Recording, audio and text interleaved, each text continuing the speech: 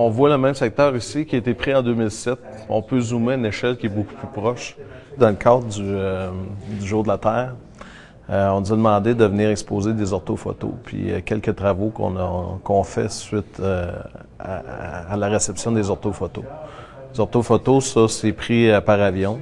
C'est géoréférencé, c'est-à-dire que lorsque l'avion circule dans les airs, elle circule en ligne droite, puis elle prend des points GPS, puis elle prend des photos en même temps.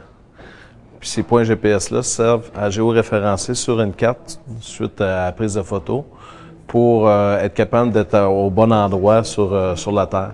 Les photos sont vraiment, c'est vraiment agencé là, en ligne droite. On prend des centres de photos, puis il y a des superpositions de chaque côté. C'est ce qui permet de pouvoir faire de la stéréoscopie, c'est-à-dire de jumeler deux photos ensemble, les regarder et les voir en 3 dimensions suite à ça. Les technologies d'aujourd'hui nous permettent de voir en 3 dimensions sans avoir de lunettes d'approche stéréoscopiques.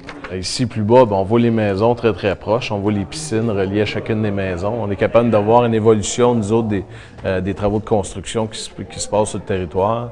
On est capable même aussi de voir au niveau, mettons, de la chaussée, s'il peut y avoir des débris majeurs, des affaissements ou des choses comme ça.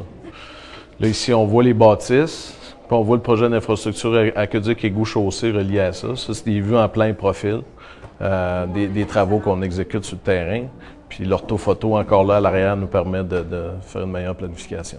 Ça, c'est au niveau environnemental. On fait des études de bassin versant parce que dans le cadre de la recherche d'eau potable de la ville de Thetford, il y a beaucoup d'informations qui est reliées à cette carte-là qui permettent de savoir si le lac Saint-François va être un bon endroit pour s'approvisionner en eau potable.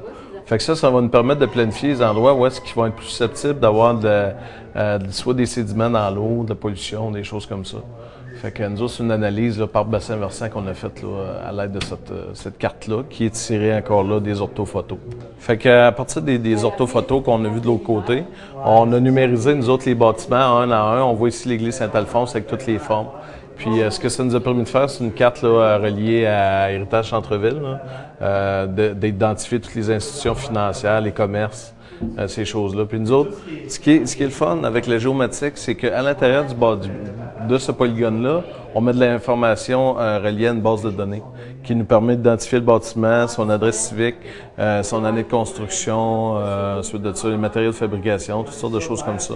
Fait qu'on est capable de faire des requêtes qui sont géographiques, puis qui nous permettent aussi de diffuser sur une base de données. Ça veut dire qu'on est capable on fait une requête, on est capable d'avoir toute la liste des informations sur une base de données, puis en même temps, on a l'élément cartographique. Ça ici, c'est une matrice graphique. Tous les polygones rouges, ça identifie les limites de propriété des citoyens d'une ville. Nous autres, dans le cadre de notre programme là, en géomatique, on a inséré toute l'information des bases de données reliées à la géographie, c'est-à-dire qu'on est capable de cliquer sur un polygone qui est là, qui identifie une propriété, puis la base de données nous donne l'information reliée à ce polygone-là.